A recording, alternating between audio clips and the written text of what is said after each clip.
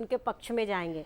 तो ये देखिए, जो भारतीय जनता पार्टी ने कर्मचारियों को फायदा दिया, उसका ये जो रुझान वो सामने दिख रहा है कि कर्मचारियों ने भारतीय जनता पार्टी के पक्ष में वोट किया है। 101 पर जो है बीजेपी आगे चल रही है इस वक्त। तो बहुत बड़ी जीत की तरफ हम बढ़ रहे हैं। और जैसे जैसे अभी तो ईवीएम्स के नतीजे आना बाकी है, तो उसमें तो लाडली बहना और महिलाओं ने जो वोट दिया है भारतीय जनता पार्टी के पक्ष में, युवाओं ने, किसानों ने, तो हर वर्ग के लिए जिस तरह भारतीय जनता पार्टी ने काम किया, अब वो दिख रहा है। बिल्कुल, अब काम अभी थोड़ी सी और स्थिति मंत्री जी थोड़ी देर बाद स्थिति और क्लियर हो पाएगी। क्या माहौल बनने वाला है, क्या जनता का रुख रहा है?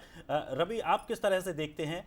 जिस तरह से ये दावा किया जा रहा था, कांग्रेस लगातार टाल ठोकती नजर आ रही थी कि उसे एग्जिट पोल से कोई मतलब नहीं है, कांग्रेस जीत रही है, लेकिन यहाँ रुझानों में बीजेपी को बढ़त है। जी दिनेश जी, निश्चित तौर पर इस बात को मैं पूरी दमदारी के साथ कहता हूं कि ये शुरुआती रुझान है, लेकिन आप देखेंगे कि जिस तरीके से गणना आगे बढ़ेगी तो कांग्रेस भी एक बड़े मार्जिन के साथ आगे बढ़ेगी। मध्य प्रदेश में जिस तरीके से लाडली बहना के नाम पर एक बड़ी झूठी पब्लिसिटी की गई और वचन पत्र से ही लाडली बहना को गायब कर दिया, तो देखिए जब ईवीएम खुलेगी तो ईवीएम में बहना भी इन्हें आईना दिखाने का काम करेगी कि किस तरीके से इन्होंने वोट खरीदने का प्रयास किया, और जब वचन की बारी आई उसे एक पुख्ता करने का जो दस्तावेज था, मुकम्मल करने का दस्तावेज। जया जी, लेकिन जी निश्चित तौर पर हमने देने का संकल्प किया है कि हम देंगे, लेकिन जिन्होंने अपने वचन पत्र से ही गायब कर दिया ना, एक धोखाधड़ी जो मतदान के पहले ही देखी गई। शिवराज का जिस तरीके से मध्य प्रदेश में चेहरा उजागर हुआ कि झूठ और फरेब की जो राजनीति वो सामने आ गई ना,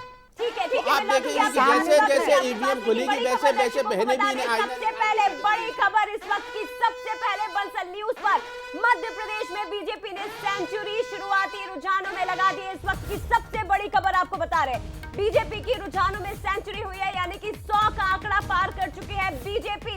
101 सीटों पर इस वक्त आगे बढ़ती हुई नजर आ रही है, और कांग्रेस 75 सीटों पर। देखिए, आपको इस वक्त स्क्रीन पर दिखा रहे ग्राफिक्स के जरिए भी पूरी तैयारी हमने करके रखी है।